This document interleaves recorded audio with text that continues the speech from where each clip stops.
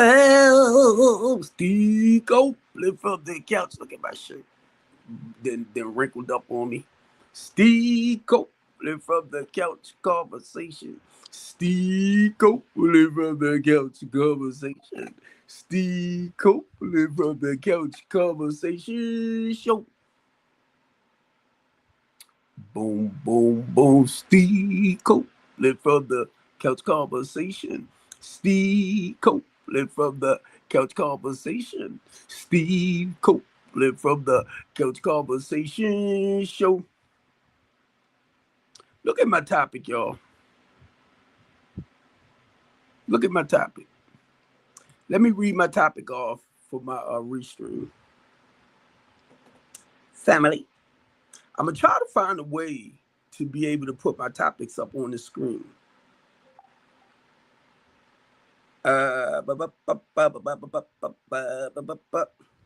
I don't want to keep my people on my StreamYard platform lost. You get me?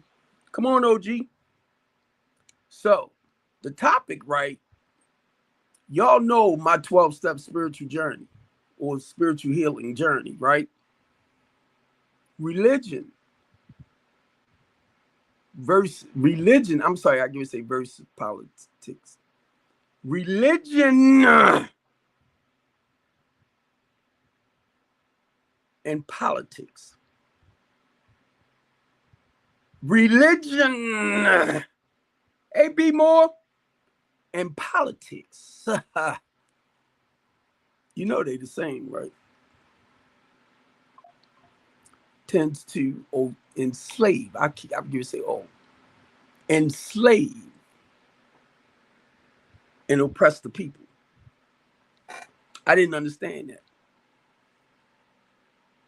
This is what happens, right, when you walking on a spiritual journey. Now, I sent some stuff out for anybody that wants to come up and talk about religion and politics. And when I say that, right, I'm talking about organized religion and politics is what keeps people enslaved and oppressed. Because the goal is to run your life, is to dictate your life. So when you're talking about breaking a system, and when you understand that how it's been set up to keep the people down, you'll understand why Steve Copeland became a community activist, why Steve Copeland became a community organizer, why Steve Copeland became a human rights advocate, civil rights advocate, why I started strengthening the community, why I started the LaTanya D. Copeland House of Hope, is to help build back up. And mainly when I say the poor, the marginalized community that needs our help the most. Because the goal is to keep them down. And it's been set up for them to take each other out. How do I know that? Because we fought to get the plane over Baltimore City to reduce the unalive rate by Pew Pew. Okay? When I read this book, Marfa 21, Black Genocide, and it talked about Margaret Sanger,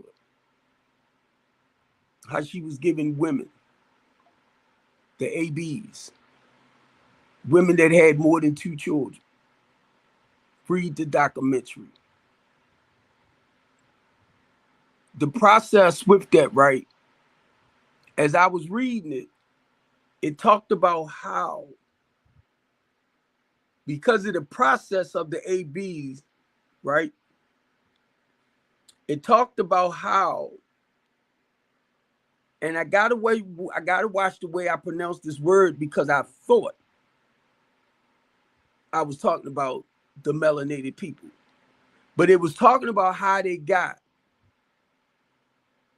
oh, come on, Steve, come on. It was talking about how they got the Native American. Listen to what I'm saying. They got the Native American population down to 10%.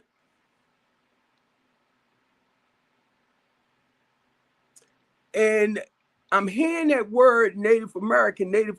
I'm thinking African American.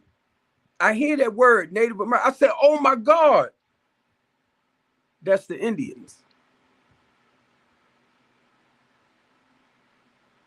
Right? But then when I talked to this older guy at the time, he was in his 70s. I was a lot younger than this. I was probably in my 50s, but just a little bit younger. He was telling me how a lot of the Native Americans start migrating into other races to keep the population going. That's why when y'all run off at your mouth, make sure you know what you're talking about. Because guess what? When I say my son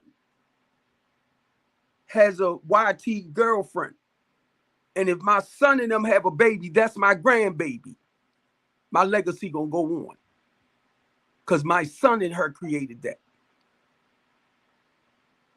You get it? No, you don't. Now, I'm gonna share this too. My sister gone. She got 5 kids. All her kids have children. About 5 of her grandkids are biracial. They're Copelands. They are Copelands. And guess what? Even though she gone, her legacy gonna spread as well, even through them. So y'all got to understand your legacy. Y'all think because we turn around and we migrate with other, nationalities, that stop us from here. No, it don't. No, it don't. I can tell you personally right now, I got 4 daughters. Well, matter of fact, let me clear that up a little bit because I got stepdaughters. I call my daughters. I got 3 biological daughters. 2, I'm sorry. My oldest have 2 children. I have a grandson, 18. If he become a father, guess what? Look at the line, the legacy. I got a granddaughter, 8 years old, by my oldest daughter. So if she have a baby, guess what? Daddy legacy gonna keep going on. That's how you look at it. The Copeland name will go on. So a lot of y'all like to run off at your mouth for stuff that you really don't understand. If God called me home today or tomorrow, this evening, next week, whatever, Stephen Copeland Sr. legacy will go on forever. I will be known as the big mouth, bald head black dude in Baltimore City because y'all gave me that label.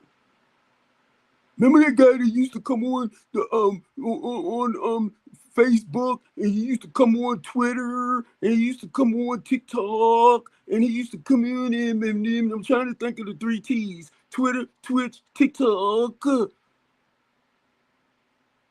2 of his Facebook pages, and what's the other thing? YouTube. And he used to talk about politics, and he used to talk about religion. Oh yeah, it's gonna go. Already know, because a lot of y'all don't even deal with the politicians in your community. A lot of y'all don't even know who's in your House of Delegates, who your council members are, the mayor, the governor. Now guess what? I'm walking up. I'm going up with it. The senators, Kwaisi, for the 7th district that I'm in. So a lot of y'all run off at your mouth. You don't even get involved in the community. You don't even know who the president of the community neighborhood association.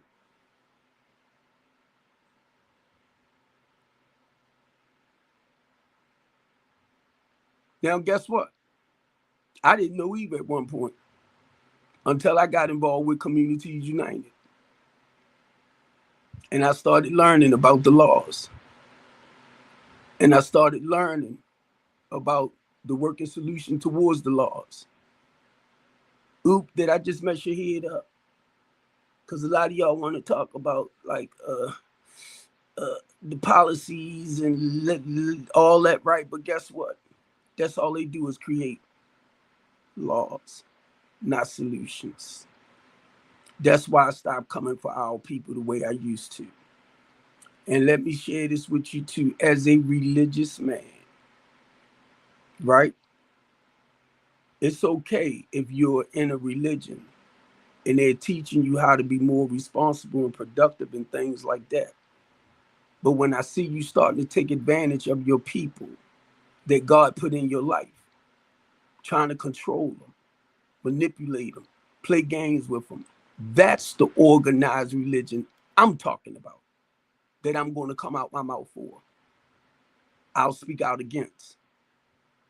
That's why I say organized religion.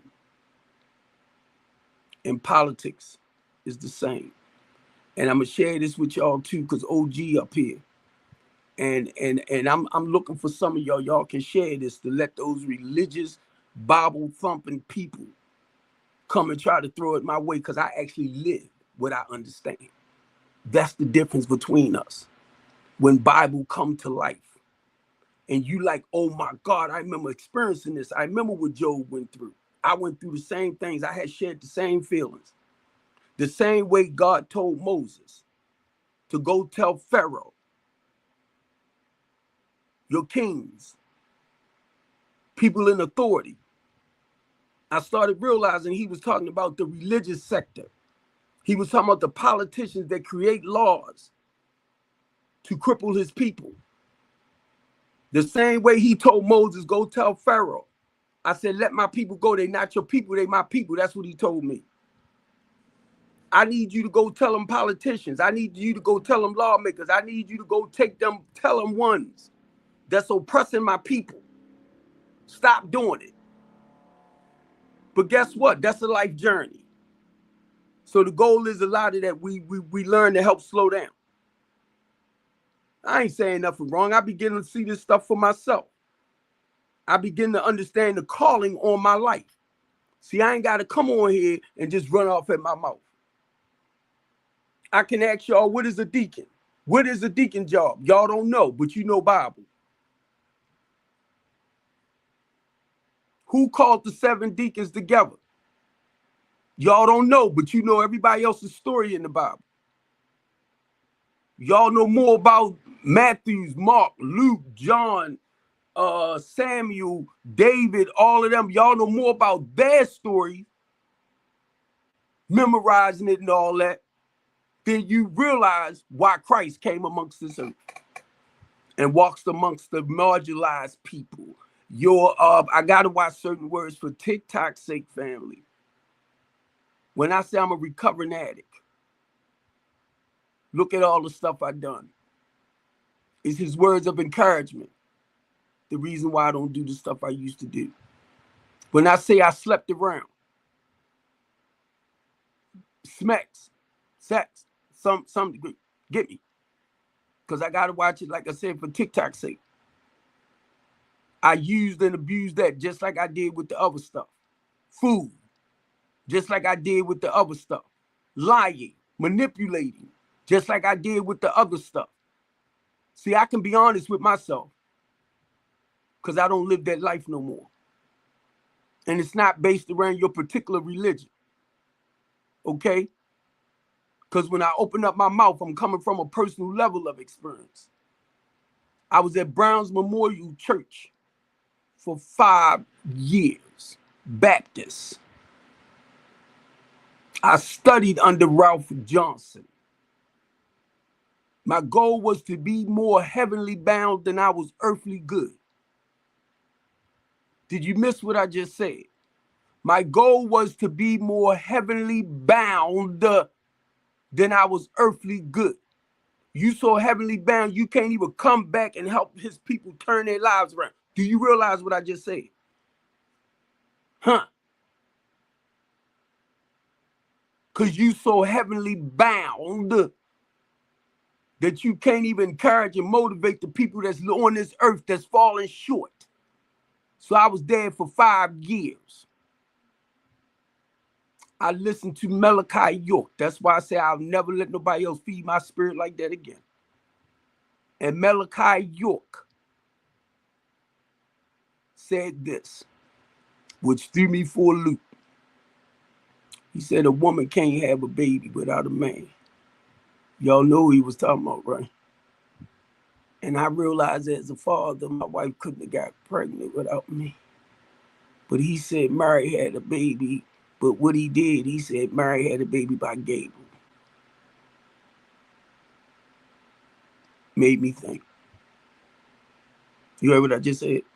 Made me think. And he said this one right here, once you unalive, you're unalive. But he was talking about how Lazarus came back. Basically, he was twisting the Bible. And it had me go in my head, and I started thinking, because what Bible was saying didn't make sense to this anymore. So for 3 years, I wandered in the wilderness without a church. I'm sharing my personal story, my personal story. You can come up here and talk about Aunt Jemima. You can come up here and talk about anybody you want that you wasn't around to see how their life went, but you want to use it as a point to have a conversation. For 3 years, I was without a church building, and I began to feel lost. God guided me to the Church of the Redeemed, Bishop Jerome Stokes. Some people that I knew kept telling me, and one of my co-workers said, come to my church. He said, my pastor doesn't preach, elder. He said he teach. I didn't know the difference between preaching. Remember I asked you, elder, and teaching. I didn't understand the difference at first. When I walked into the Church of the Redeemed 25 years ago, the Holy Spirit hit me and said, you are home. The same way when I walked into an NA meeting 33 years ago, and I shared this the other day. When I walked into an NA meeting 33 years ago, the Holy Spirit hit me and said, you are home. And I've been there a day at a time. Since he said that when I got to the Church of the Redeemed, you are home. I got involved in the church. I became an usher. I became a deacon. I was in the theater ministry.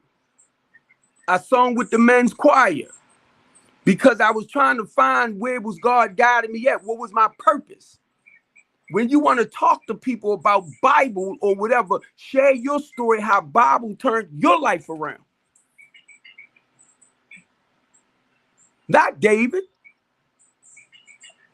It's similar. Not Moses. It's similar. Your life. Your story. These was ordinary people just like each and every one of us. Stop putting people in places that they shouldn't be because you're reading his story. His story. His story. Then her story. Her story. So when you're reading their stuff, you're just reading about somebody else's life experience. Yeah, their history. But then you twist it because you don't look at your own life. When y'all talk about, like with Moses, I've been called to the ministry, so I understand what Moses is doing or what God called Moses to do. I started understanding Pharaoh, and not just Pharaoh, the kings, the queens, and all of that, loyal people of loyalty, of royalty, was oppressing the poor people. This ain't just start 1619. That's your bull crap. So God took me back to that. Then when Pharaoh gave the midwives permission to take out the firstborn what? Males. What is they doing now? It's set up still to take the males out. You know why? Because they creators of life with the woman. Take them down. Slow down the population. That's all it is. And ain't a soul. Thank you, Elder. And ain't a soul can tell me no different. Because I didn't understand this early on.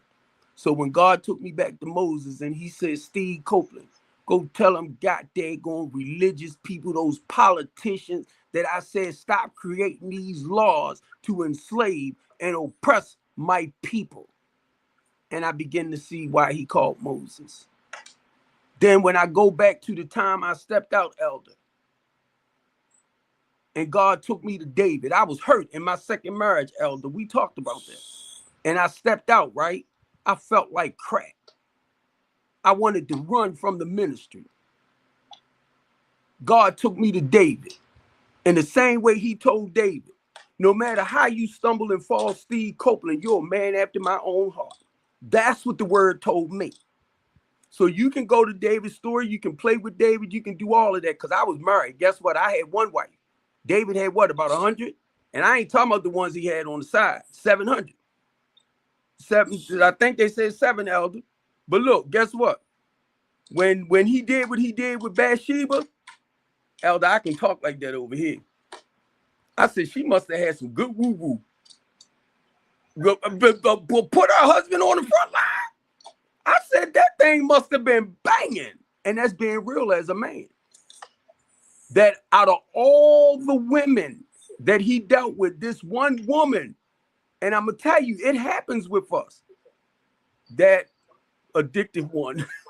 I'm trying to watch it, Elder. But see, God took me there to let me know you're no different than him, Steve. Just guess what? David kept moving forward. No matter how he will fall short. He kept moving forward. I'm going to say, I was getting ready to say in the ministry for Christ, right? But whatever God had him do as a king, he kept going forward. So what that taught me, family, no matter how you stumble and fall, Steve Copeland, get back up. What's your name sang it all the time? We fall down. I didn't understand that. I heard people talk about Jamal Bryant. He need to step down. He need to do this. He need to do that. I said, no, he don't. They said, why? I said, because the Holy Spirit ain't telling. You learn from other people's mistakes rather than judging them. You get me? You certain things you learn not to do, or if you caught up in it, you can call them and say, hey, what is the steps that you took to come up out of it and stay out of that situation? That's why I share the way I share with y'all, because I can share the process. Right? Now, Brandon Scott, I just want to say this. Mayor Brandon Scott, you know Unc love you, bro. Antonio Hayes, Ivan Bates, Isabel Cummings. These are politicians in our area. Y'all know I love y'all. Y'all know Big Steve used to come real hard and mean for y'all. But once I begin to understand that y'all job is to create laws and policies and stuff like that, it's our job, Elder, to get people to live according to the laws. Okay? If you break the laws that they create, you're going to that big old slave plantation. So I spoke out, Elder, about the pipeline, the prison pipeline, school to prison pipeline. I was asked to come out, and I was looking at the school superintendent of Baltimore City. She's gone now. She moved on, they got another one. When I was asked to speak, I wanted to know why she wasn't giving the teachers the proper curriculum to educate our children. Then I shared my story of coming out in the 10th grade, which I got a 9th grade education of the last grade I completed. Right? My vocabulary is very, very limited. So what I try to do is keep stuff plain and simple, which flies over y'all head. Now, you don't have to figure it out, just listen. So when I was called to speak out on that, I said, who can let her go? Because she's not, after I finished talking with teachers and everything, she's not giving them the proper curriculums to better educate our children. One, they said the mayor. I said, that's not him. Another one, they said the board members. I said, no, that's not him. Later, when I heard this guy talk about cutting the funding for the school, I said, there you go. Y'all got to pay attention. Pay attention, okay? Because it comes from higher up. You see where my hand went? When they started talking about cutting Medicaid, when they started talking about cutting SNAP, I'm sitting up here when it happened. I'm like, well, where am I going to be able to get food from to continue feeding his people? But guess what? Programs like We, Ours, Us took that stress off me. Baltimore Peace Movement, Uncle T and all of them. And then Brandon Scott put about 10 million, I think, into like the food bank so that they can get food back out. I said, thank you, God. Look where my hands are at. Because I realized, Steve, you ain't got to jump out there like that. There is other people doing it. I said, thank you. Because no matter how the adversary come up against God's people, it's people like us that fights it. And I'm going to tell y'all, and I'm not trying to be smart, it takes a lot of courage and confidence to stand up against that evil. Now, I'm telling it to you as a spiritual man. I fight against corruption. I fight against evil. That's why I'm known as the big mouth boy, black dude. Because I stand up where a lot of people don't care to stand up, but it's for y'all. And I prayed before I came on here because I wanted to touch this topic, religion and politics. I did not know they go hand in hand until what happened to me 3 years ago. When these two officers came together, I got a phone call. I ain't even gonna mention her name because y'all know what I'm talking about. A couple of weeks before I was arrested, said, Steve, they starting to shut a lot of the community activists down. Listen to Shorty. Shorty on there now talking about things and how they come up against us. He on there now. Kenny Eben. And I told Kenny, I said, watch your back. Because I know what they did to me. And then you supposed to have people that support everything you do. And because they get paid, I realized they backed up. I said, y'all mother turkeys. Because when they paid organizers, they're limited in what they could do. I don't get paid, so I can go like them. And they know it. The directors know I can go above and beyond for what they do. Because they get paid just like the rest of them to say things to make people feel good about it. See, y'all won't run off at your mouth, but I'm in it and I see it. I just choose not to be a part of their game. I'm serious. Because I feel like if I sell God's people out, Elder, he gonna tear my spirit up, my conscience. Let me put it like that for y'all. That's why I respect people for where they at. When I say if you want to rob Peter to pay Paul, I'm talking about stealing from God's most vulnerable people, less fortunate people, to fatten up your own pockets. I don't play that. But if that's where you at, keep it over there. Y'all know Big Steve. And I know people have ways of making money. But if I realize you a crook, you a crud ball, my thing is you gone. I don't play it. And a lot of y'all know it. In Baltimore City, y'all know I do not play. You know, mainly when it comes to our people. I don't play.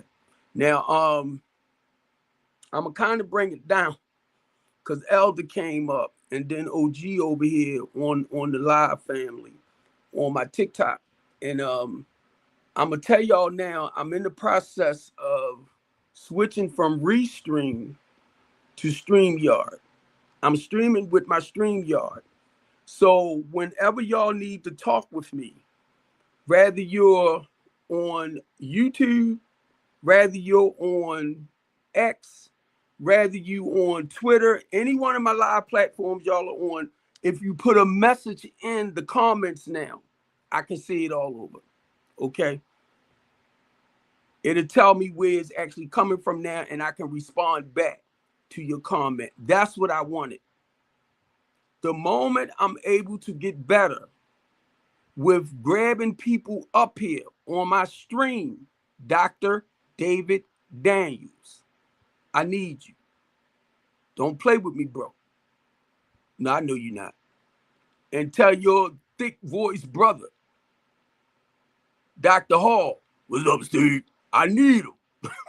Because I know y'all doing great work in the community. Don't make me hurt y'all. We need y'all. Uncle T, I need y'all up here to talk about Cherie Rogers. All of y'all to talk about the great things y'all doing in Baltimore City to help turn a lot of this stuff around. See, I can brag and boast about Baltimore City because I see what they're doing. Hell, I want to be involved. Forget you, Unc. But no, but seriously, that's why when I talk with OG do the work that he does in his area, and he'll talk about it the same way. He'll tell y'all actually where he's at and what he's doing. And that's what we need y'all to do. It's like we networking with one another. If you're in Philly, you're in New York, you're in DC, when y'all hear Unc come up, Unc gonna talk about business. I'm gonna talk about religion, which I know TikTok, Facebook, a lot of them don't like us to touch certain areas. I already know that. That's why I have to be careful what I say out my mouth. Right? But anyway, I wanted to come on because this topic means a lot to me because I did not see a lot of this early on. And because of my spiritual walk, God began to show me that you're fighting to make it real simple. It's only two ways to go in life. And that's either you're going to live the righteous way of life or you're going to live the evil way of life. You can play with it, call it any other names you want. And if you in between, you straddling the fence. I was told pick a side, right? Either you're going to serve good or you're going to serve evil. I choose today to serve good. Anyone between, I mean, y'all can go ahead. Come on, OG or Elder.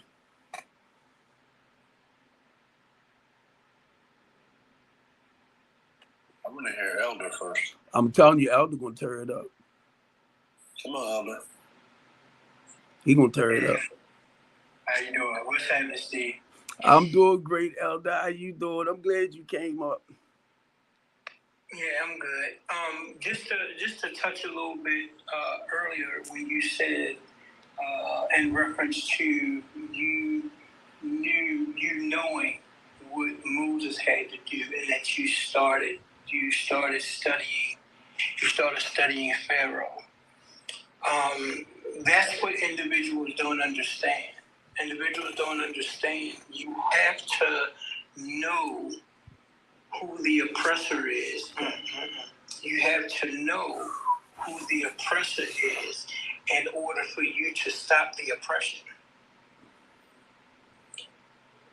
Because if you know who the oppressor is and you know the way that they go about oppressing, you can stop the oppression, because the oppression is man-made. The oppression is not anything. The oppression is man-made. And I think that's what we forget sometimes, is that the oppression is man-made. That's why it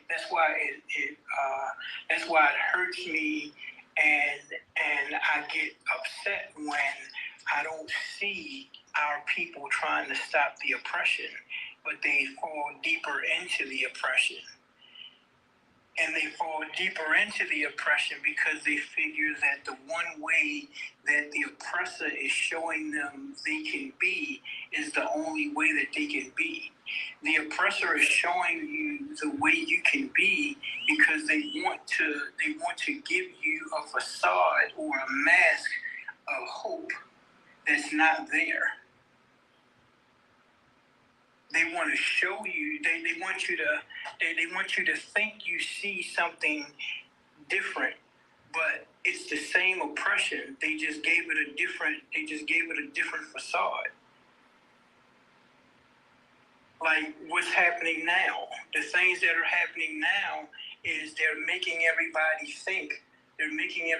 think that if you get into the crypto world, you're gonna be so, you're gonna be so enamored and so rich because now you're in the digital world.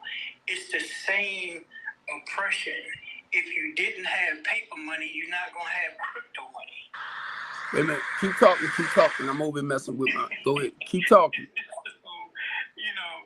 It's just, it's just some things that individuals, like you said, we as a people, and I try not to make it where it's only our community. But for a lot of things that we're trying to get our community out of, they stay in because they don't want to work together. That's when I love when you came in the other day and you said those things. Come on, Elder.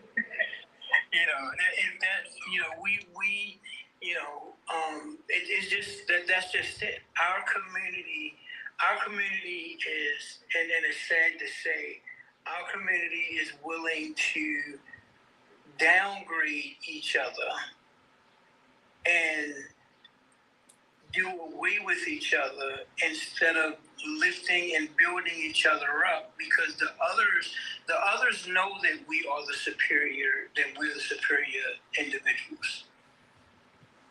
They know that. They've known that since they brought us over here. That's why they tried to make sure we couldn't do anything else. That's why they tried to make sure we couldn't read. We didn't hang out together. We didn't do things together. Because if you notice, everything that we did together as a community, they had to destroy. Amen. They had to destroy. Look at what happened when we had the slaves that were getting the community together under God and teaching how to be able to be self-sustaining while they were in slavery. Look at what happened when we had Oklahoma. When we had Oklahoma and in the other cities that were developed, built, and ran by our community. Look at what they had to do. And if you take it back deeper to Egypt, our people again, that's where the money system came from. That's how they first learned how to do the money system. So they already know we're superior to them. That's why they try to do everything to keep us in an inferior place. So look, I have to keep my peace over here, because Elder, I don't meet too many people that actually talk like you, and that's why when I first came on the platform, I thought what I be saying was out of order. Now, that's only because people don't get us. And when I started hearing you, that's why I asked you, Elder, about preaching. And then you broke it down about, I'm going to say, the preaching side to teaching now. And that's it. And I love the way you put it, because I love the way your words come, because I try my best to help people understand the big difference between being caught up in your religion and actually, I'm gonna say this, Elder, living what you understand, part of the teaching. And I look for people, Elder. Whenever we on, I look for people not to just kind of like know knowledge of scripture and everything, but actually talk about how it actually turned their lives around and what they are doing, like mainly us who have been called to go back. I know, I can tell y'all this point blank. I'm a minister for Christ, right? And that's why I say, if y'all know what an ordained deacon is, elder's job is to carry the word of God, to minister to the people. When I say that, I'm talking about the ones I was going to say the widowers, but no. Their job is to go through the community. My job is to go back and help feed, clothe, house, build them up. That's what we do while they go and they take care of the ministry part. So I know my position as a deacon. I was taught what a deacon does, Elder. So basically, I'm gonna try to say this word right here because it just popped in. Take some of the weight off of them. That's what it is. And I realized, yup. Thank you, Holy Spirit. It's to take the weight off of elder in them so they can go and minister. So we're doing the physical part. They comes in, I watch my pastor. My pastor teaches, he ain't got no problem coming into the community because he came from the community. And I watch him, my pastor, 80 years old. They be at the skate ring and everything. I'm looking at my pastor, I'm like, ah! But he's involved. So when I peep like elder, the pastors, I'm trying to look at the ones that's position is a little higher, which I don't look at. We don't downgrade each other, right? But just a little bit higher. And to be honest with y'all, as a man of God myself, or ordained deacon, if I was part of his ministry and I'm out in the streets, I represent him in the church. So if I'm out there acting like a fool, then it'll make it seem like that's what he teaches me. No, that's not how he works with us. And I'm saying this right because it was told to me a long time ago, Elder. When you out there acting like a fool, don't tell nobody what church you go to. And anytime I mention Bishop, right, if y'all know about Bishop Jerome Stokes, we're in one of the mega churches in Baltimore City. So I know a lot of pastors, elders, bishops, all of that. Big wigs, right? But sometimes I won't mention my pastor name, mainly when I'm acting like a fool, because I don't want you to think that's how he teach. No. And sometimes I just show my butt. But I love what I'm doing, Elder. And it's not striving to be perfect. I remember doing all of that early on. And I'm going to tell y'all now, as time came and I'm a little bit older, I can sit back and say a lot of the stuff that I used to struggle with throughout my ministry and all of that, throughout life, I don't do no more. So it's like a day at a time, you get me? So if I want to use the word, I repented. You know, if I want to use that word and say, I haven't had smacks in 7 years, I can also say I was delivered. Things like that if I choose to say that. But it's just for the day. And that's what I had to learn. I can say I've been redeemed. I can say I've been delivered. I can say I just don't do it no more.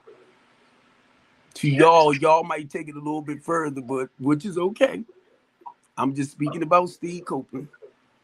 Because when I look at it, Elden, I be like, dang, a lot of the stuff I used to do, it just don't feel right no more. Yeah. So I try not to do it. Yeah. I be having times like that. Like, you know, where's though, you know, on a Friday night or Thursday night, you know, because you know Thursday night was women, you know, was women's night at the club. So, you know, I would be there. Or, you know, Friday and Saturday I'm at the club. But now it's just like It's like it don't even matter, you know. Hey, bro, we going to the zoo? Nah, I'm good. I'm Yep. gonna chill out. I'm good. I'm gonna chill out. I'm gonna go ahead and get me some popcorn. I'm gonna watch this movie, and you know, I'm good. You know, because it gets to a point for me. It got to a point where because I got to understand who God said I was.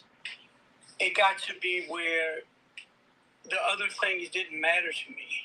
Like, it didn't matter to me if I had a whole bunch of friends. Right. It didn't matter to me if I went out to try to impress people. None of that mattered. You know, none of that mattered to me. You know, like we were, like when we were on last night, and you said who you used to be.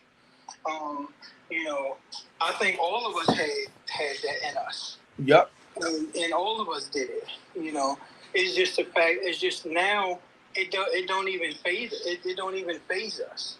It's like, you know, because just like we did it then, like you said, it's been 7.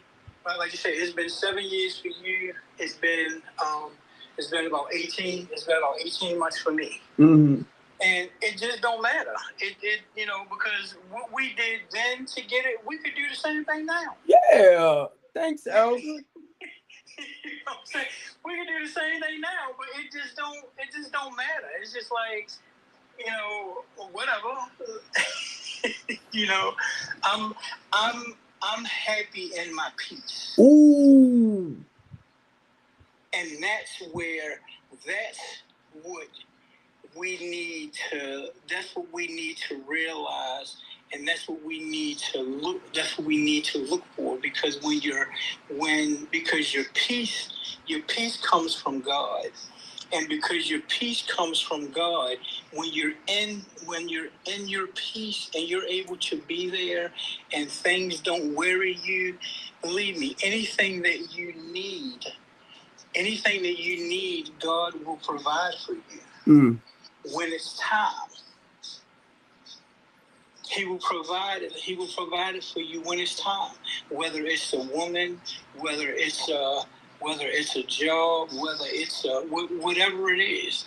If you to say that you are at peace, and you know you're at peace because of the things that God has brought you through.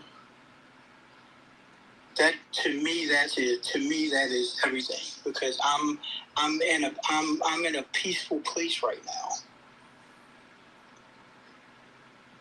From all of the nonsense that I used to go through when I was growing up, and all of the stuff I went through, even when I was an adult, thinking I was bad enough to do what I wanted to do and did it.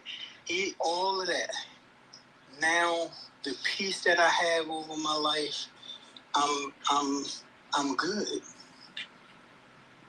And that's the blessing, man. I'm telling you, because it's like at times you can't really find the words to explain where you at, you know, and it's not to make everybody get what you're saying, because everybody is not going to get what you're saying. And I'm just blown away, you know, to be where I'm at age-wise, to be where I'm at as a father, as a grandfather, where I could sit back, and it takes me back to like the family outings when the elders are sitting on the porch in the rocking chairs, and the porch chairs, and they looking at their legacy. They looking at their family out there enjoying themselves and partying and playing at the family gathering. And it's like, I can sit back and do that. I ain't got to worry about going out there getting on the grill, because I used to do all that. I ain't got to worry about making a dish to bring over there. I ain't look, y'all cook it. I'm coming. But look, when I think about that, right, because I used to do all that. When I say that, I did all that by myself. The cooking, the grilling, and all of that, right? And it was an elder lady that told me never stop doing it. She's having the family gatherings. She said, get them to start bringing dishes. I'm like, ooh. So that took a lot of weight off of me, mainly during the holidays, Christmas, Thanksgiving, because I'm like my mother. If she cooked the turkey, ham, she fried chicken. We had fried chicken with everything. So, and the macaroni and cheese from scratch. You know, look, I tell anybody, elder, if you want me to cook for you, well, if you want to be a diabetic, I'll cook for you. You know, and because the food that we grew up with was from scratch, and it's really, look, I'm starting to stutter now, right? Make you sick, but look, I was at the hospital today. The sweet potatoes was sweet. Come on, elder. The sweet potatoes was sweet. The macaroni and cheese was cheesy. You know, it was, you know, what it was called is what it is, how it actually tastes. And look, I watched my ex-wife grandmother. She would make macaroni and cheese, and she would use the four, like she would buy the boxes with the four macaroni with the cheeses in it, and she would add all the cheese to it too. I started doing the same things, you know. But now as a diabetic, be honest with y'all, I had to change all of that. And today, when I went to my, I finally got a primary care doctor. She told me I can stop taking my insulin. You know, because I've been eating right, doing the right things. It's been dropping on me. She told me, she said, stop taking the insulin. And she's going to check me in the next maybe 3 months to just see where I'm at with it and everything, right? Now, the way she looked at everything, she said I probably won't have to come in but once a year to see her, rather than I used to go every 3 months to see the other doctors. She was telling me because of my numbers, because of the things that she's looking at, she said if I keep doing what I'm doing and don't nothing really elevate out the way, I will only have to come in like once a year to see her. You know how good that felt? Yeah. That felt good. And then I told her I don't have a problem, right? Getting a prostate test, right? Because I'd rather know. I'd rather know what's going on with me than not to know. So she set me up for all of that. I did the colon cancer test, colonoscopy, I'm sorry. I did the colonoscopy twice. So it's not scheduled now, but still what I'm saying for the men, mainly for the men, I'd rather know what's going on with me than not to know. You get me? My eyes and everything. Yep. So I'm just saying it to encourage our men. You know, some of y'all start out young when you exercise, you build the muscles. I'm not trying to build muscles. I'm trying to trim up the flab. You know, that from me losing weight, I'm trying to trim it up. I don't want to gain. If I gain muscle, I'm going to gain weight. You get me? So I want to tighten it up. And that's what I've been doing. That's what I've been doing things to tighten up the flab. I'm too old now. I want the, if I get a 6-pack, that's fine. But I can tell y'all this, I used to have a 6-pack. 3 rows on each side. They became 6-packs, elder. I don't have those 6-packs no more. I used to have a row here, row there. I ain't got them rows like that no more. I think I just got one. So y'all can brag about your 6-pack all you want. I can brag about my rows too. Look, they talking about muscles. I'm talking about fat. But I used to have to laugh about stuff like that. You know? So I just want our men, and thanks, Elder. I need more, be honest with y'all. I need more men in my life that's real. Not trying to hide behind images because you trying to impress people. I need real, you know, men that can be honest and true about themselves. Mainly if you lived a certain way of life and you now on this spiritual journey, or you can say religious, it's okay with me. But the point is, the quality of your life has changed. Right. Keep it like that. when you using your religion, when you using your spirituality, but your life has changed. Hoodie, bring your butt over on my other platform. Hood Jedi, bring your butt over on my regular platform and stop playing with me. This another guy called my nephew. He in Philly. He does great work. Oh, there you go. Wait a minute. Come on, nephew. No, I'm gonna come show you love. My voice going because I'm under the weather, but you know I'm gonna come show you, man. I love you, huh? I love you too, nephew. You see them 100 boots I just sent you, right? This one, I hope push your eye up to the FYP. Well, see, that's see you get they send you the popular boots, all right? Right, because see, I'm not familiar with a lot of that, and I know people like you, y'all more, and y'all know what to do.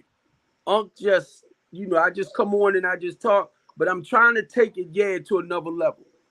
I had to go in, family, and redo my algorithm thing. You got it? Algorithm. Yeah. Algorithm. Yeah, yeah. I'm eating dinner with the kids, so I just want to tell you, I got you. I'm gonna call your phone because I got a new phone today. I just went and got my phone, but I'm gonna call you so they have my new number. All right. I got you. Even if we just co-host together, I got you because you right on the work we doing is it's a lot of BS going on this messy TikTok shit that I'm separating myself from. So I just want to stick close to the people that's actually doing the work in the community and not just running their mouth on TikTok. So you can see me going live a lot more on my own shit and as well as co-hosting and supporting yours. So whatever you need, just let me know. You know I got you on. I know. Whatever you need. I know. Nephew, I know. Go ahead and take care of the kids. He teach soccer too, family. All right, I love you. All right, love you too. All right. Yeah, he teach soccer. So he's one of them ones, elder, that just don't talk. He actually do what he say. And he'll show you little videos of him working with the children, stuff like that. That's the stuff I be talking about, family. It's not just that we talk. What are you actually doing to make a difference? And come on up. What are you doing to actually make a difference, right? 7, come up, 7. That's where I'm at with stuff. And I know Elder there too, because once you begin to grow in the spirit, don't get it wrong. I went through that religious thing for years, and little by little, God began to show me something different. Now I'm gonna say this. I'm gonna say this, Elder, and you and OG. I know you might can relate as well. What I started doing, I started understanding how God encouraged and motivated. All right, 7. I started looking at how God encouraged and motivated, like Moses, David. I'm gonna say, hey, what's up? Come on, Jeff. Wait a minute. What's his name? Jeremiah, right? When I started looking at how God worked with them personally, and it was the Holy Spirit that encouraged and motivated them to do what they do, I'm like, wow, same things with me. Now, before I get lost on what I'm trying to say, because I feel it. That's why I don't try to speak from here, because I lose it every time. I try to share it from my spirit. But look, this is what I started doing. Thank you, God. I started asking God to show me the truth behind his word, what he's actually trying to teach us and tell us. But now this is personal for me. Then what I did, Elder, help me understand now. I'm talking about the Creator himself. Right. Then it got to the point I'm like, okay, I want to understand the difference between what the Creator is saying and what the Son is saying. But keep in mind, it's all one, but it's just when you hear certain things that's supposed to be said by Christ, you want to know personally, is that the truth? So for me, and I'm just saying it, Elder, because I think y'all might can relate. I'm not just going to put it on one person. That's what I started doing. I started asking God to show me the truth. Matter of fact, I was told to pray for sight beyond sight, to see the truth within his word that we study and we read.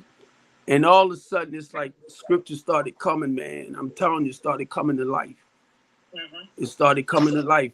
And I wanted Elder, because I know Elder said something the other day, and 7, I think you was on there too. That really helped me understand that we basically on the same plane when it comes to what we do. 7, I met 7 over there the other day, and I sent him a nice message today because he was saying some stuff. And I wanted 7, where was we at on, I think we was on, was it Blacks? Yeah, it was on Blacks. But I had to watch it, right? Because 7 said something, and I'm going to tell you basically about the system. And that's what we fight against.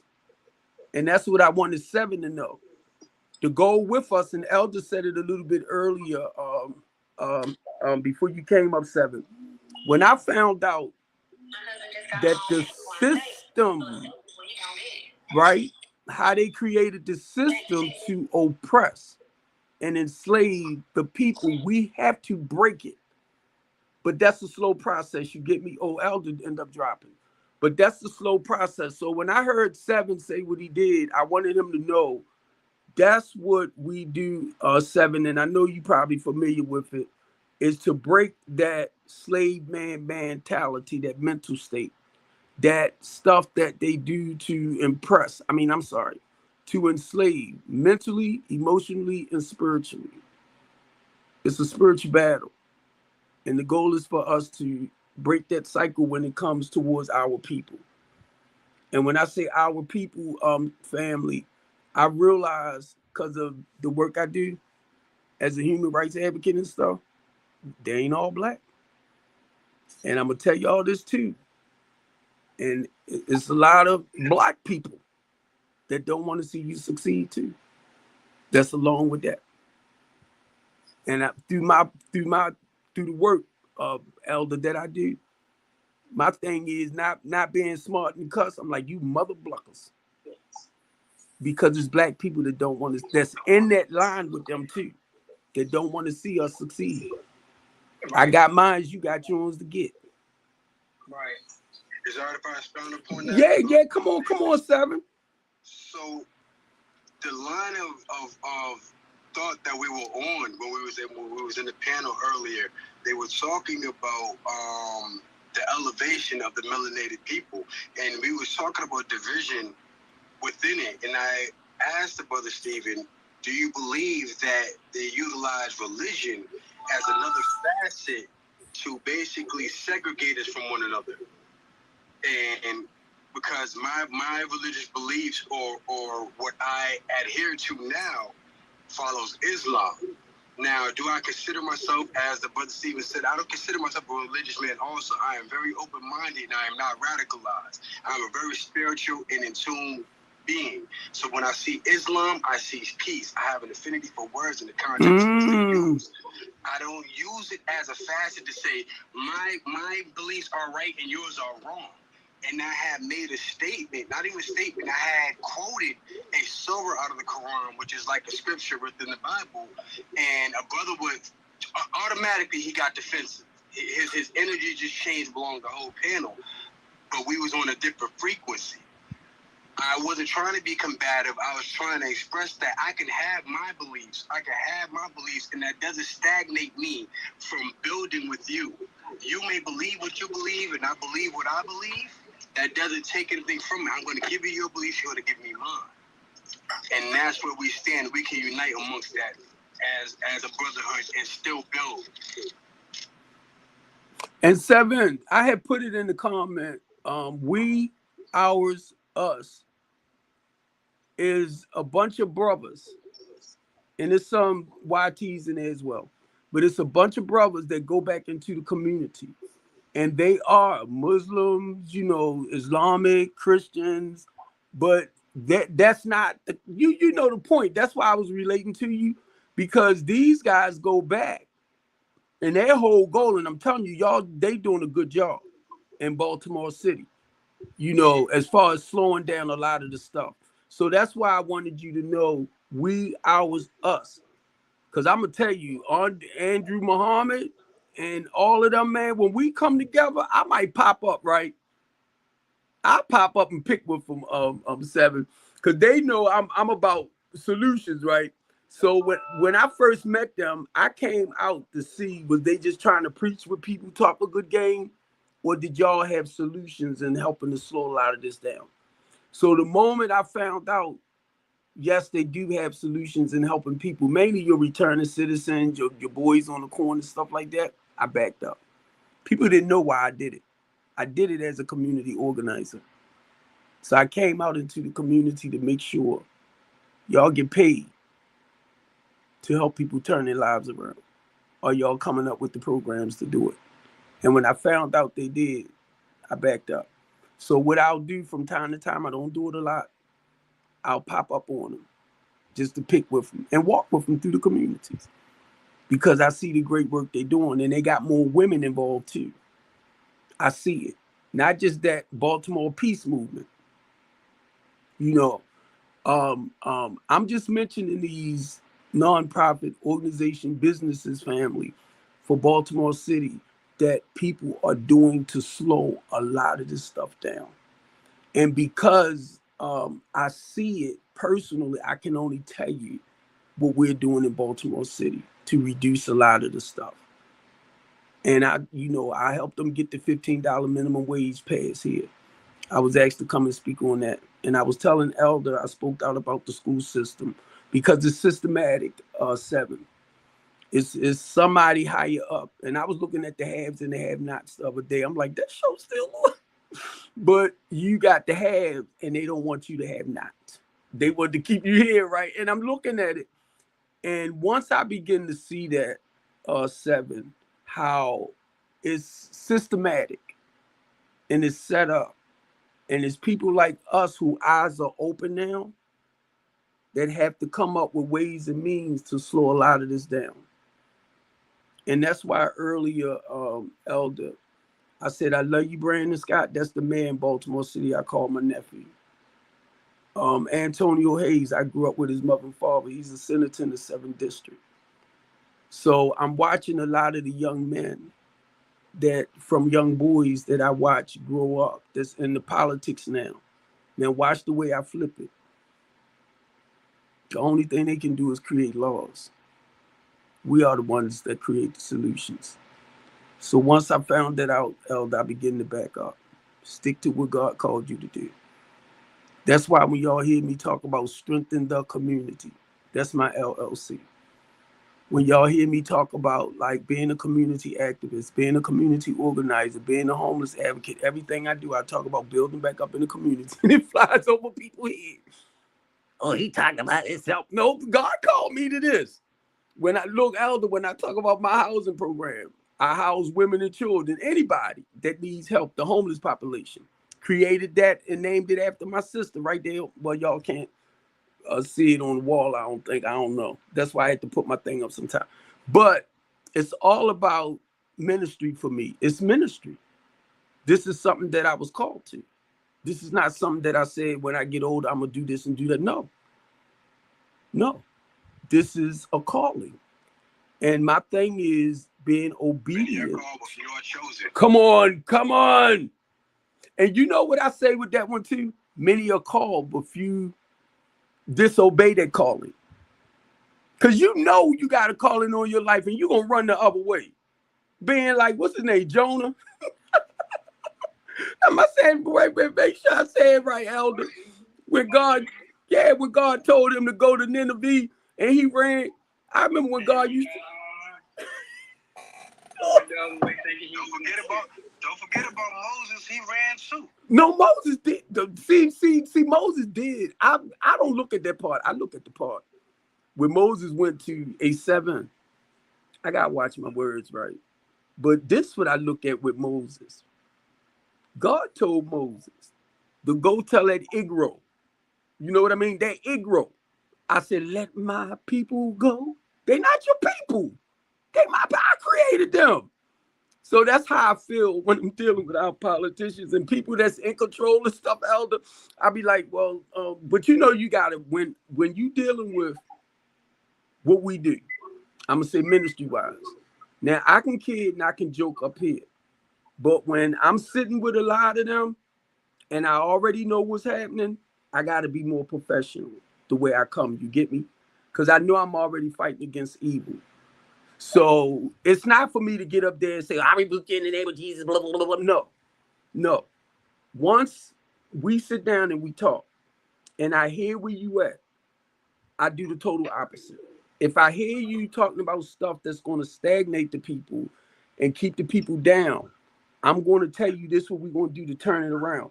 And you will look at me like, everybody asked you that.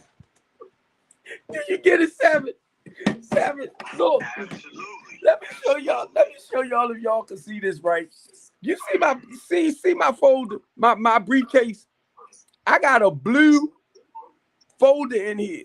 When I go to town hall meetings and everything, I come with my blue folder. I say, this is what we can do to slow this down. This is what we can do to stop that right there. And I can't joke, right? Because I say they grabbed me by the collar and said, get the out of here. But I started realizing, they got a job to do, Elder and Seven, and we got a job to do. And my job is to stand firm on the morals, the values, the principles, the integrity, So I got a question, because I already know you know the answer. Before the devil became a devil, when he was known as Lucifer, what angel was he known as? The angel of praise and worship. So who know the Bible better than him? Did he not trick Eve out of the garden by saying, did God really say that you would die if you bite that apple? Nah. He did that because you become like him. Lie, cheat, steal, and destroy. That's what they came to do. They're going to use the words, manipulate them to have us at odds, to have the division between us. And that's why you utilize your platform. And yeah, we can joke amongst each other because we know better. But when we're giving this food, when we're giving that milk to the babes, you can't play with them. You got to be more surreal. You got to be more serene and discipline with how you deliver it to them. Because my own personal testimony in my youth, when I was still, working with the worldly bounds, I saw that had an influence over my younger brothers and sisters, where they saw that I always had a combative view of how the government was ran. They were like, oh, look, if you just try to put them together, we got your back and we'll do whatever. Nah. Because that's not the right means to go by. We got to battle these principalities and the workers of iniquity in a manner that we can fight them and not lose ourselves and lose our everlasting souls. And know what? I love it. I love it. You made me think about my oldest brother, right? He's a Muslim. And I'm looking at the work he's doing. I'm looking at how he's really into it. He sells the product and everything that they wear. He's deep into it. And we on LinkedIn. And he didn't know I was that well known on LinkedIn for the work that I do.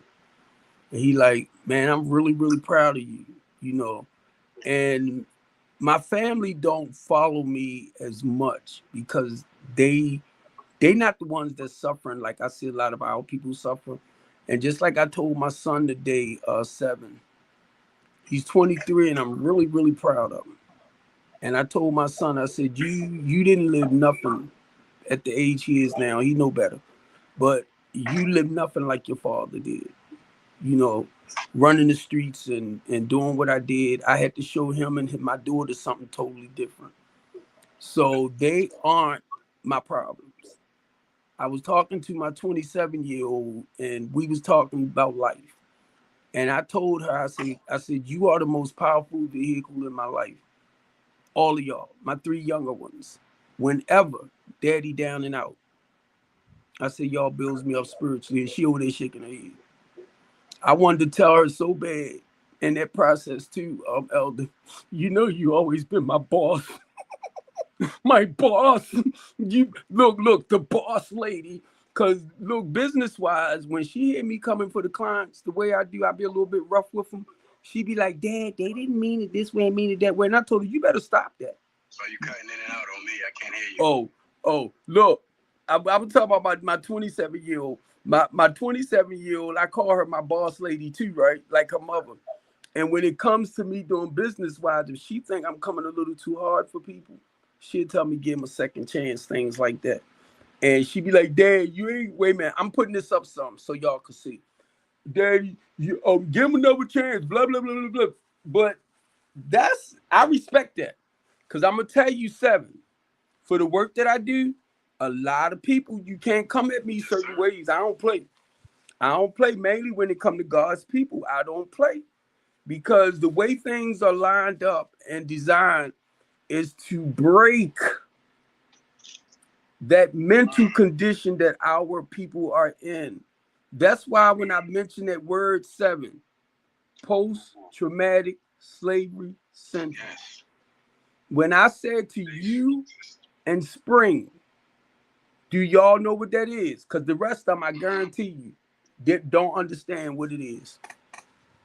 Because nobody else responded to it. You seen that, right? That's our goal. We have to break that system. We have to break that. And I didn't understand it at first, right, family? That it's designed. That's what we talking about. How things are designed to keep the less fortunate. And you got middle class people and all of that that's brainwashed. Real simple. It ain't just your poor people, your marginalized people. You got a lot of people with money that's brainwashed. Now, I'm surprised I'm talking like this, Elder, because I remember at one point when I used to hear people say, oh, we need to open up our eyes. We need to do this. We need to do that. And I'm like, my eyes are open. I see this and I see. You know what? When I make the statement out my mouth, Elder, and 7 of y'all, once I was blind, but now I see. Once I was lost, but now I'm found. I'm not, yup. I'm not just saying it's 7. It's like, I see it now. Oh my God. And Elder, I'll be like, sometimes, God, why did you open up my eyes? I ain't trying to get him to blind me. Don't get it wrong. But it's like, why did you allow me to see this and see that? Because it's work you got to do, Steve Copeland. Am I playing, Elder? No, it's like I said last night. It's things that, you know, if we see the things that is against what God is having and what God's will is, we're to speak against those things. We aren't to continue to let them happen, because now we're saying we agree. Now we're saying we don't trust or have faith. Now we're saying that we gonna go with whatever the wind blows. Right. You know, and we can't do that. Just as 7 said, you know, it's times to, you know, it's times to do, you know, to do our little jokes and you know and have fun. But when we're trying to bring individuals to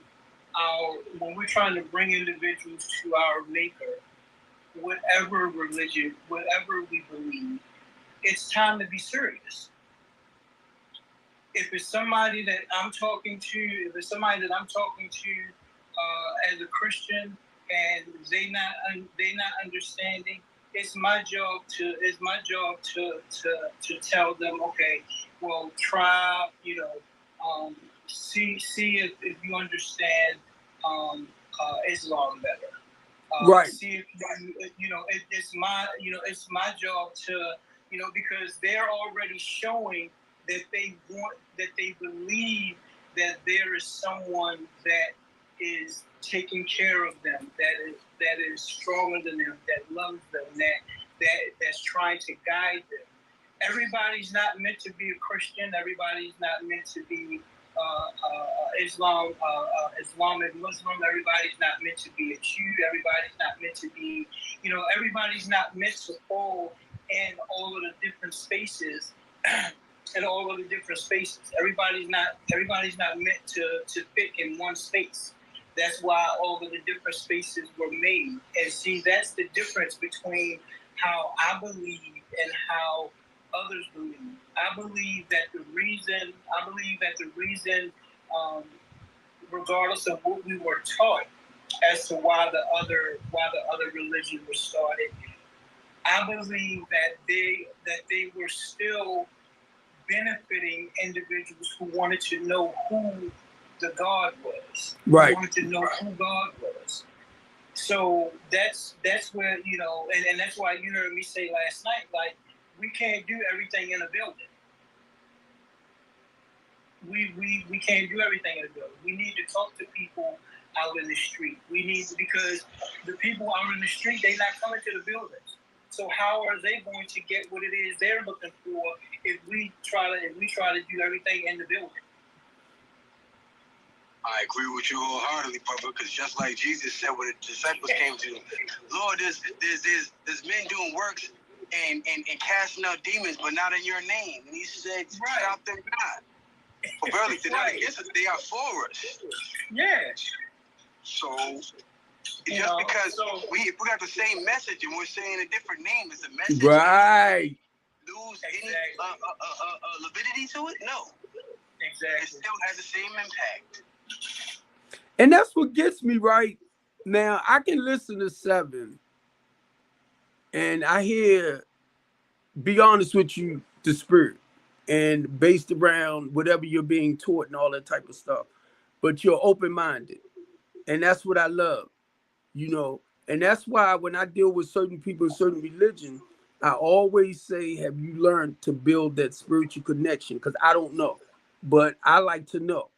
Have you learned that next step? Because sometimes people so stuck in the religion itself that they don't know how to move without it. So I love when we can talk like this. I love when me and my brother can talk. I'm talking about my oldest brother, knowing where he at as a Muslim. But when it comes down to life in general and society, all of that, come on. He see things a certain way, I see things a certain way, but when it comes down to the loving and caring and the kindness and the gentleness, that's where we at. And people miss it. Yeah. OG, you want to talk? LG. But yeah, I had because yeah, I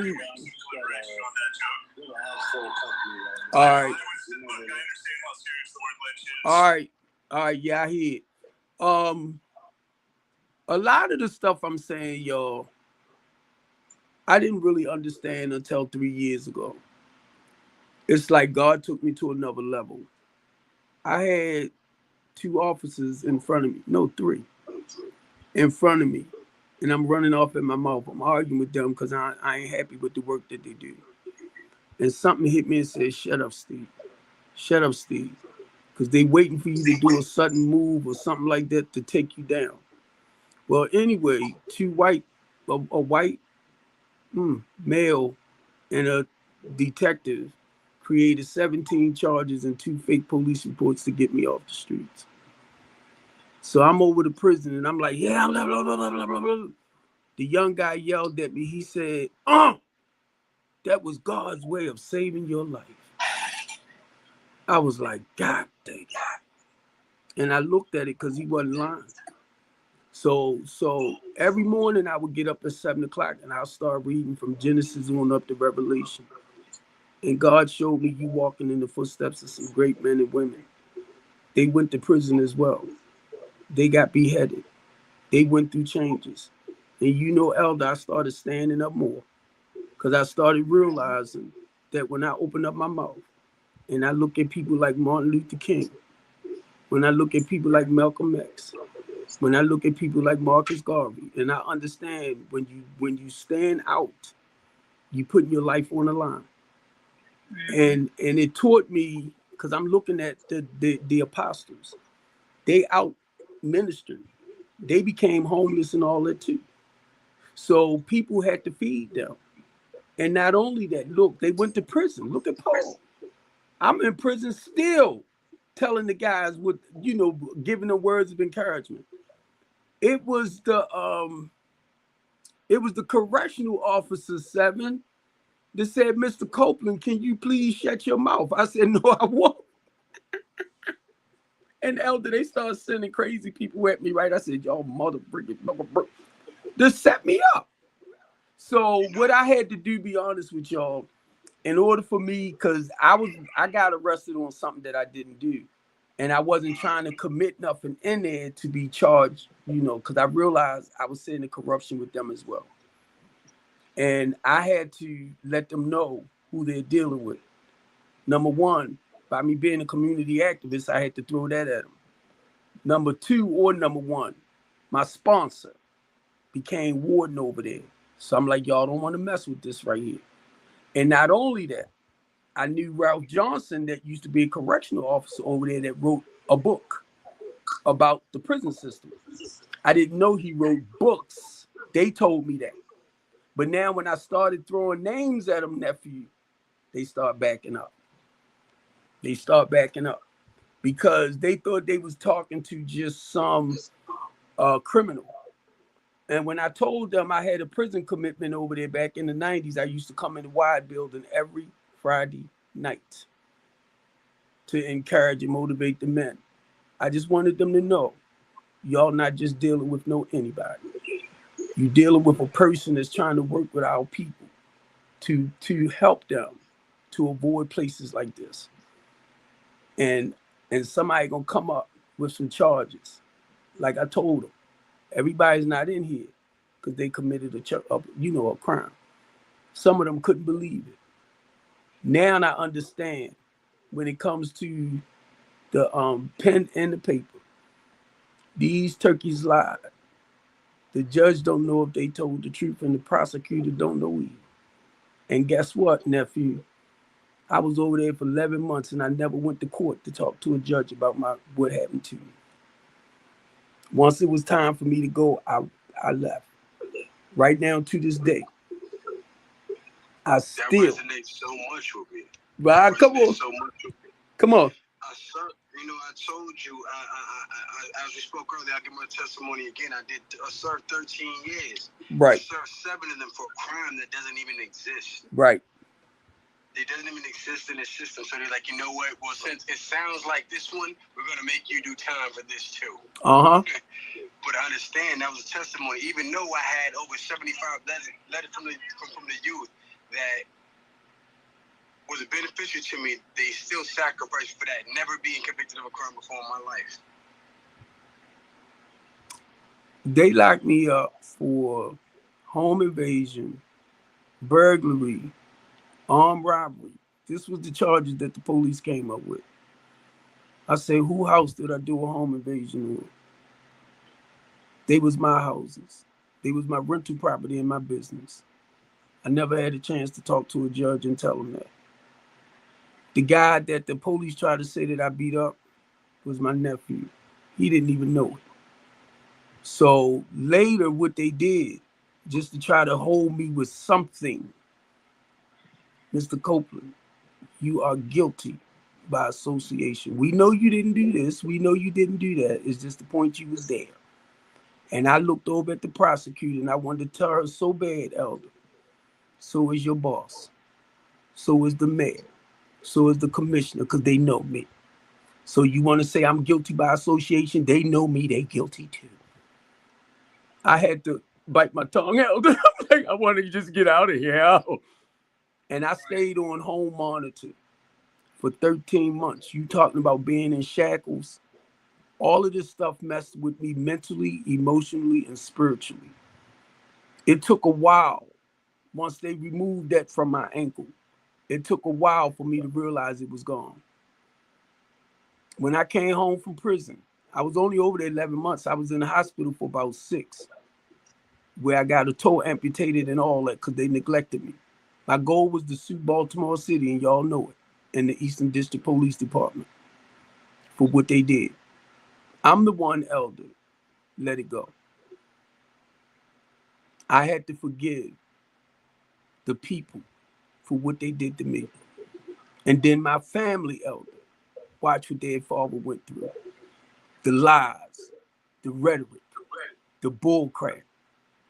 And be honest with you, I wanted them officers to feel the same freaking thing. Right. But then I had to pray, Elder. Ask God to forgive me. God said, Steve, I got you. He took me to Zephaniah. And if I'm saying his name wrong, Elder, pronounce it right for me. Zephaniah, 3rd chapter. God told me, he said, Steve, you being oppressed. And I had to go through what I had to go through. And he said, when I'm ready for you to come home, I'm going to come and get you. And he came and got me. And he said, I'm going to make your oppressors. Basically, I'm going to try to make it real simple for y'all. He said, he's going to make my enemies my footstools. I was accused of something I didn't do, and they know it. All of them know it. So now I understand, 7, how a lot of people get set up for innocent stuff. It starts with the police and their big freaking lies, and I will tell them that in their face. Because the judge don't know. The judge don't know. The prosecutor don't know. I knew the truth point blank. And anybody that knew me knew the truth. It was the officer that came together that got mad at me and created some charges on me because I reported him to his sergeant and his commander. Yes. So it became personal. I even told the mayor, I need to talk with you. I'm having a problem with the Eastern District Police Department. I told Mackenzie Frost, right? But guess what, Elder? Out of all of that, I had to pray for forgiveness for how I felt for what they did to me. So y'all talking about growth? Whoa! That forgiveness, people don't realize that forgiveness is powerful because it takes it when you forgive or apologize, you feel the weight lift. Come on, Elder. You feel the shift. You feel the shift and you feel the weight lift. And because when you feel that shift and that weight lift, you know God is getting ready to take you. You know God is ready to put you on a different level. And He getting ready to put you on a different level because that's the only thing He wanted you to do. He wanted you to realize that this is what's holding you back. Regardless if they did it to you, regardless how you feel about what they did, all you have to do is either forgive or apologize. Yep. If you were the one doing it, you apologize for what you put them through. If they were the one doing it, I forgive you for what you did. You may not have known, but I forgive you, and you have a good life. And you'll feel it immediately. You're like, wow, man, that felt good. That's he real 7. That felt good. I'm all right. And then God starts to guide your footsteps to where He wants you to go. Excuse me, Brother Elder, because you said something so profound. And I want to ask you a question. Do you believe that forgiveness is for the one you're forgiving or for yourself? I believe the majority of the time, the forgiveness or the apology is for you, because God has things already planned for you. Because you have to realize He in the Word it tells us that He knew us before we were in our mother's womb. So He already had laid out what it is that we were going to do in life. We just have to follow the guidance that He's doing with our footsteps. But we take away from the guidance that He's doing with our footsteps because we have to learn things. We feel as though we have to learn some things on our own. And I'm not going to say everything that we go through that God doesn't put it in our way. Because remember, as we have always talked about and have learned, it's a free will thing. It's not a thing where He makes us do anything. So we have to make the decision we have to make the decision on if we're going to follow what he says, and if it's things that we've done along the way, we are held up because we need to admit and repent for what it was. So us admitting by apologizing or forgiving the individuals is how we're repenting, making it where we can continue to move on. And see, So profound. once God took me to what Elder just quoted to Jeremiah, verse 4. Well, chapter 1, verse 4. And the same way God was talking with Jeremiah, it's like once again, God says, Steve, I knew you before the foundation of this world. So now if I twist stuff up a little bit, just catch it, because that's all he was saying. Because what I started seeing that at some point, to be honest with y'all, spiritually, I was in the presence of God. That's what I see. And when my mother and my father met, I came here. So when I read that, Elder, when God said, I knew you before the foundation of this world, before I put you in your mother's father's womb, I put everything in you that I called you to go do. So that's what I realized. I'm doing what he called me to do. And guess what, 7? A lot of stuff is happening, and I already know he knew it was going to happen. Look, it all depends on how I cope with it. I'm like, God dang it. Look, see, so what Elder was saying, right, it's like my life was predestined. So whatever happens, be honest, be honest, I might not like it, but I try to be all right with it. It is. And that's where, Steve, I don't remember. I don't know if you remember that night when we had the Bible discussion. We had that question: is your life predestined, or is your life predestined? What was it? Is your life No, we were asking individuals, what did they believe? Did they believe their lives were predestined? And individuals were saying no, because they were looking at it as you can't control everything that happens in your life.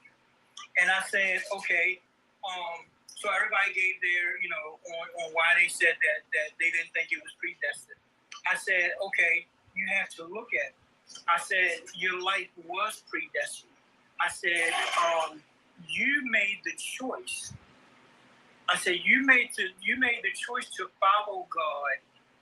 So because you made the choice to follow God, you used the free will that he gave us.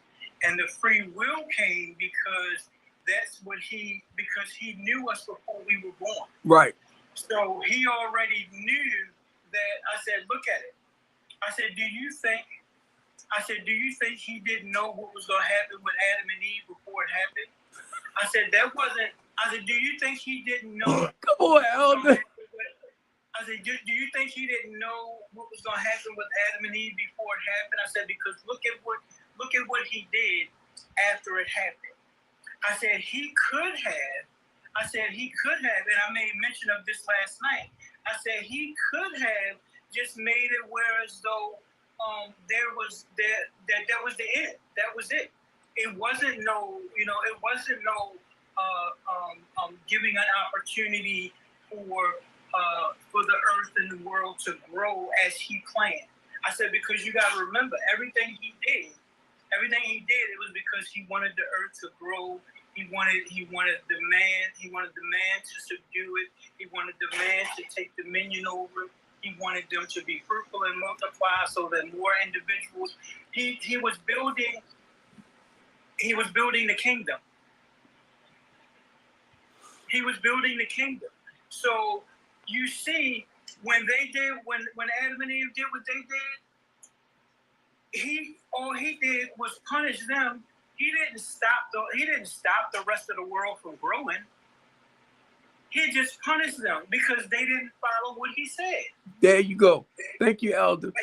Because they didn't follow what he said. He told Adam, you can eat from any tree in this garden except for that one that held the fruit of good and And evil. that's why I don't go, and that's why I don't, you know, how everybody else talks about it's Eve fault. No, it wasn't Eve fault, because Eve wasn't the leader put in charge. Yep.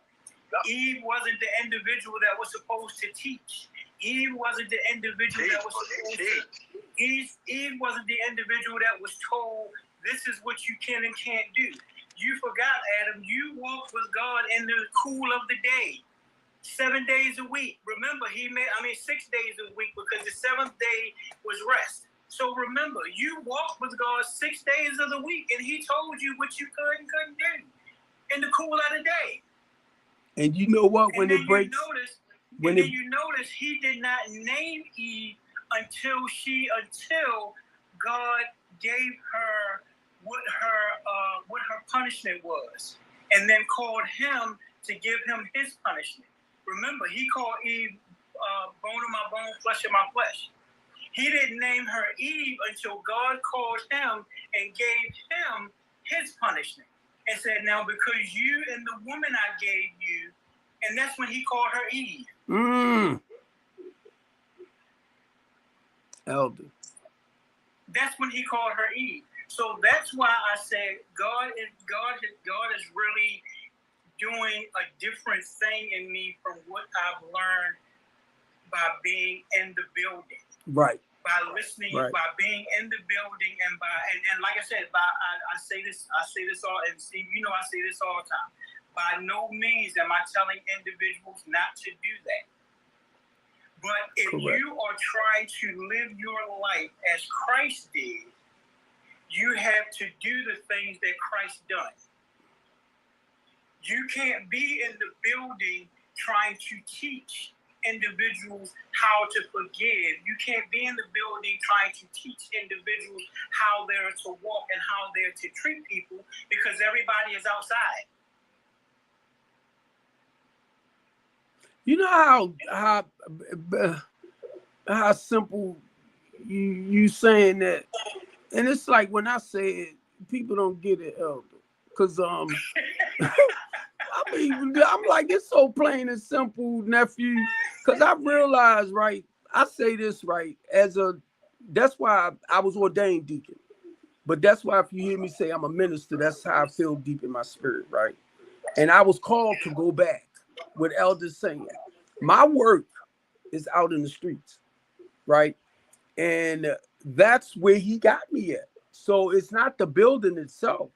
When I go to church and everything, I'm going to visit and fellowship. Hey, how y'all been? What's going on? And then I listen to my pastor. I listen to my pastor anyway because he teaches. But exactly. and I'm gonna tell y'all this too, 7 Elder. When I got locked up 3 years ago, and I finally came off of the home monitor and I was able to go back to church, I told my pastor, I said, the prodigal son is home. He said, no, you want that one.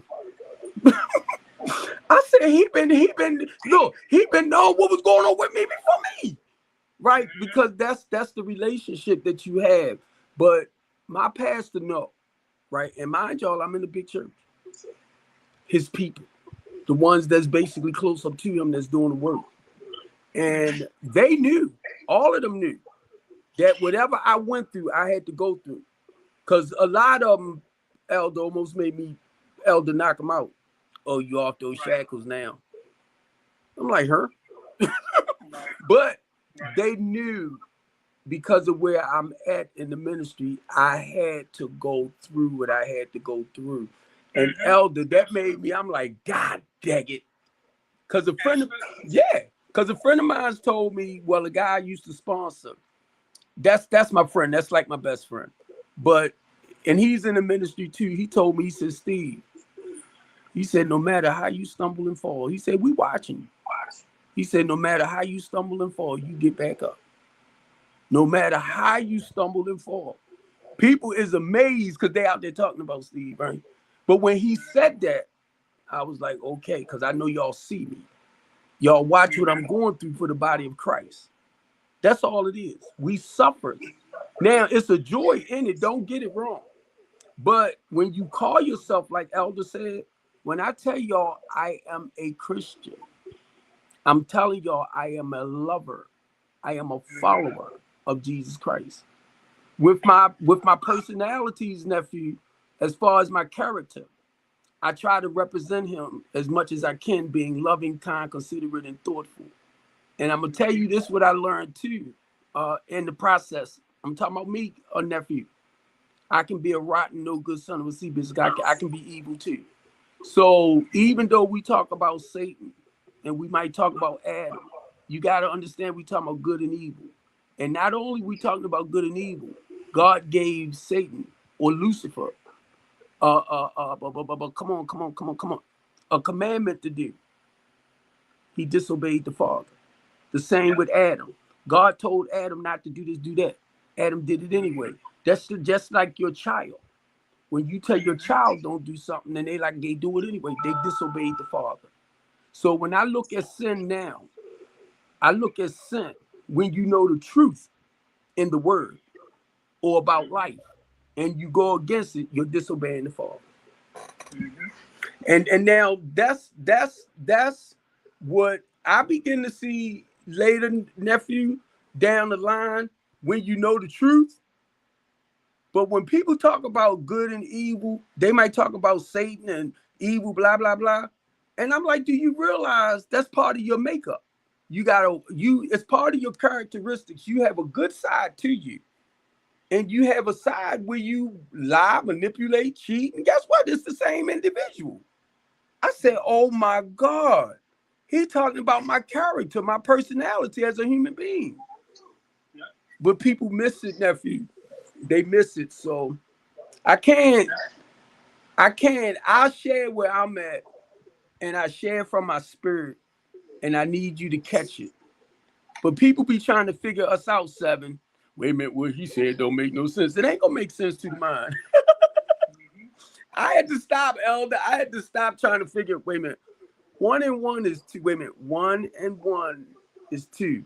No, 1 and 1 is actually 11, because he didn't say 1 plus 1. That's why you gotta pay real close attention. You get me? So I started, a family. I stopped trying to figure stuff out a long time ago. It is what it is, what it is. You get me? Yeah. And you just stand firm on your beliefs. I there's no other way I could put it. I try not to let people sway me. 7, like when we was on that platform and the guy wanted to come up religiously, like, which was fine. But the thing is, I was trying to tell him as a Christian man, I'm not in that box like I used to be. And this brother came up and kind of, it was starting to get horrible on there. And 7 stayed. 7 was cool. 7 was cool. I could feel 7, but the guy wanted to start trouble. Yeah. Right. And the only thing I wanted to tell Black, whenever you put a prompt up, and if that prompt is for people to answer it on a personal note, they are going to bring religion in or spirituality in. And it's not personal. You can't take it personal. It's just their beliefs and how even their lives was changed around, because Unc was like, you know, he don't want nobody talking about religion, this and that, which I understand. I got that. But the thing is, anytime you put a prompt up that have a person or people evaluate their own selves, they are going to go into a spiritual or religious journey. And we might just do politics. This was one of the panel people, or this was the actual host of the panel? No, that was her. That was her. She's good, but it was her moderator. And my thing is, and I'm saying this, 7, because Faith and what Elder does, we come on and we talking about religion. We talking about Christianity. We talking about, you know, spiritual stuff. Because our goal is to feed people, to help them grow. So their panel is totally different from what What's Your Name was trying to do. And my thing is, I wanted to say it, but that was her mod. Do not, when people come up here and you ask them certain questions, your topic wise, they are going to relate back to either something religious or something spiritual. But you don't want the conflict. You get me? So I didn't say nothing 7, but I wanted to tell Black later, if they coming up with a bunch of chaos and confusion, drop them. Right. You know, but if they coming up and they feeding mentally, emotionally, spiritually, that's what you want. You want them to help them grow. So I couldn't say nothing 7 because number one, that's not how I run my platform. If The you thing is, you don't know what another person is going through. right, Like, it could have been where, let's just say, whatever that person started out saying, let's just say I was up there and I was feeling a certain way, but hearing what they said, it could have given me a different outlook. You know, I could have been like, man, you know, just like how you were just talking about your experience, and 7 jumped in and was like, man, that sounds just like me. right. You know what I'm saying? That, you know, so that's why I did have to take a step back, because you know, Steve, when people came up acting crazy, I was just dropping. It was, you know, because to me, because of what we were discussing, it wasn't no time to play. Right. Just as 7 said, you know, it's a time to be serious and it's a time to play. And if we asking a question, how do you feel? How do you feel about God? How do you feel about you going to heaven? If individuals are trying to think and answer that, and you know, like he said, it ain't no time to play when you asking questions like that. It's not. And you know what I'm saying? It ain't no, you know, it ain't no joking. It ain't no, because you making people really think like, well, shucks, do I have everything in order? You know, where as though individuals are going to be given their side of what you should be doing or what should be done in order for you to believe that's where you're going, or that you are in the right, you know, you are in the right steps doing what you're supposed to do. But if you got somebody like him talking about, you know, you don't want nobody talking religion and all that, That's what he was saying.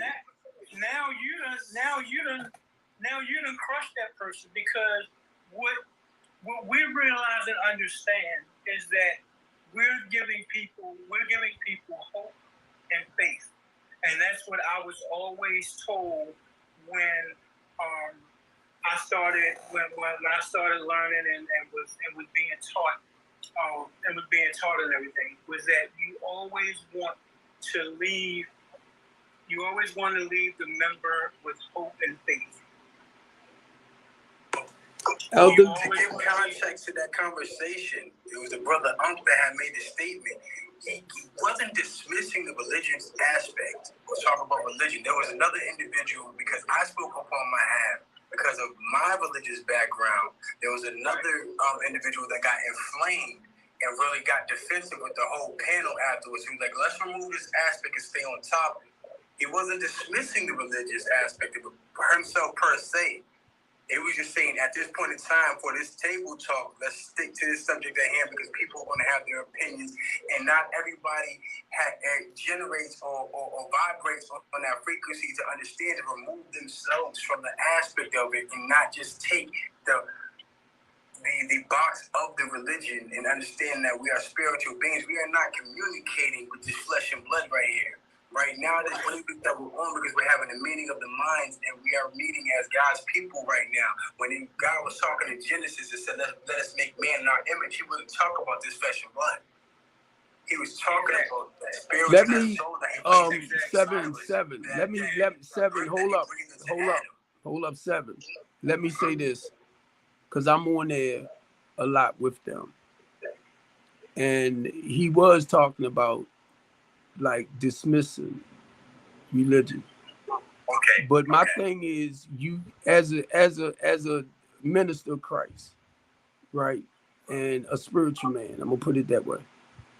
Whenever you ask a person something, you put up a topic. If based on their particular religion, help them turn their lives around, they're going to go there. If it moved away from a religious perspective to say like a spiritual journey, they're going to switch it and tell you now how they see things. That's why I listen real closely to people. The guy who was trying to come in with his bull junk, I was trying to feed him, but they kept talking. They see, I don't want to dismiss nobody. 7. I pay a lot of attention to people that just run off of their mouth and sound good. Catch what I'm saying?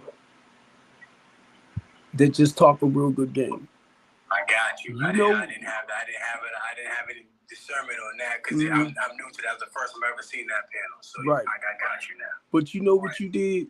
You don't really know me. You sent me a video of you walking through the city dealing with the youth. They playing basketball and stuff like that. That's the stuff I'm talking about, bro. That is not just what you say. I want to know what are you doing with the information that you had. And when I do that, a lot of people back up. That's why. The same boys over there that asked me to borrow that basketball that they was playing with, and I was shooting the shots for them. I gave it to them just 2 nights ago. Next thing I know, they outside every night. They're shooting their ball because they didn't have a ball of their own to play with. And know what? He showed the little video, right? And I'm telling you, people like Big Unc, me, who actually see physically how you actually in the community, like what me and Elder talking about, to build a better community. That's what I need to see and hear. 7, wait a minute. Sparkling was saying something. And basically, some people watch the way they say things, right? And I said, Sparkling, you make me want to fight you, right? Because I started the Be More's Real Team Talk Show. That's to help giving our youth a voice where we as the elders can work with the parents in better parenting their kids. I used to be a foster care provider, right? I did mentoring. So I'm only giving back what was taught to me. Now, when you hear 7 people on these platforms talking about they're no good men out there, they're not this and that, I'm saying, yes, it is. You're looking at one. And then if I tell them what I do, and I can tell you what I did wrong too, do not get it wrong, because I want you to know how I was able to, flip it around. I wouldn't care if you judge me or not, because I'm not that person I used to be. Faith without works is dead. There you go. There you go. Woo! Absolutely. There you go, 7. And I